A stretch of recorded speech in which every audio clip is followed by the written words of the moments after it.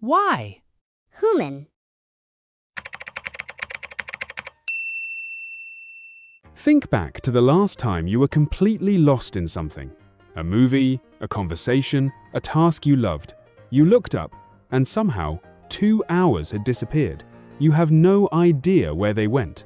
Now imagine that feeling permanently. Not as a pleasant flow state, but as your only reality. Your brain, completely unable to track the passage of time ever again. Here's the part that should unsettle you. Time isn't actually something your brain directly senses, the way it senses light or sound. There's no time organ, no clock hiding in your skull. Your entire experience of time passing is a construction, built moment by specific brain regions, and when those regions are damaged or disrupted, that construction can collapse entirely. Let's start with what sense of time actually means neurologically. Neuroscientist Dean Buonamano, who has spent years researching how the brain processes time, has shown that timing isn't handled by one dedicated area, but by networks spread across the brain, including the cerebellum, the basal ganglia, and critically, the hippocampus, the same region deeply involved in forming memories. This connection matters enormously because your sense of time passing is inseparable from your ability to lay down new memories in sequence. So what would actually happen if this system broke completely? There's a real, documented case that shows us exactly this. Patients with severe damage to the hippocampus from injury, surgery, or certain forms of amnesia sometimes lose the ability to form new long-term memories almost entirely. The most famous case, a patient known for decades in neuroscience literature as HM, lived for over 50 years after hippocampal surgery, unable to form new lasting memories. Every conversation, every meal, every day existed for him only in a present that lasted roughly 20 to 30 seconds before dissolving completely. Now here's the part that connects directly to time itself. Without the ability to form new memories, HM couldn't experience time passing in any meaningful sense. He wasn't confused about what year it was in the way someone with simple forgetfulness might be. He existed in a perpetual present, unable to build the sequential chain of moments that your brain uses to construct the feeling of time moving forward at all. Researchers who worked with him described it less as forgetting time and more as time simply never accumulating in the first place.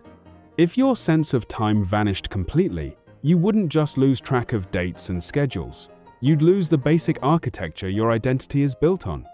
Psychologist and memory researcher Endel Tulving described this specific capacity: the ability to mentally travel through time, remembering your past and imagining your future, as one of the defining features that separates human consciousness from simpler forms of awareness. Without it, there's compelling evidence that you couldn't meaningfully anticipate tomorrow, plan for next week, or even hold on to a clear sense of who you were yesterday. This is where it gets genuinely strange rather than simply tragic. Some researchers studying altered time perception in meditation, certain drug states, and specific neurological conditions have found that when the brain's normal time-tracking machinery is disrupted, people often report a profound, almost overwhelming sense of presence, and intensified now, unburdened by anticipation or memory. It sounds almost peaceful, described that way. But this isn't mindfulness. It's the complete absence of a system you rely on for essentially everything, including recognizing danger, learning from mistakes, and forming any lasting relationship with another human being. Since relationships themselves are built from an accumulated, remembered timeline shared between two people, there's also a physical cost that's easy to overlook. Your circadian rhythm, the roughly 24-hour internal clock regulating your sleep, hormones, and metabolism, operates partly independent of your conscious time sense, run by a small brain region called the suprachiasmatic nucleus. Even if your conscious sense of time collapsed entirely, this deeper biological clock would likely continue running for a while, at least partially, creating an unsettling split. Your body still cycling through day and night, while your conscious mind experiences no coherent thread connecting one moment to the next at all. So here's the uncomfortable question underneath all of this. If losing your sense of time doesn't just erase your schedule but actually dissolves your sense of who you are moment to moment, What does that tell you about what a self actually is?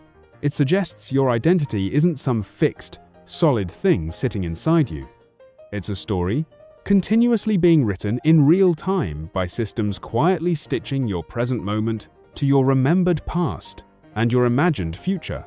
You don't just experience time.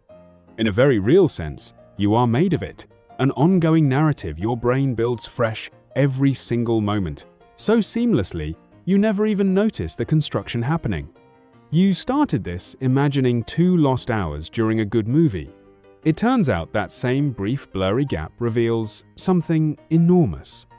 The version of you reading this right now only exists because your brain is, at this exact second, quietly weaving together everything you were with everything you're about to become.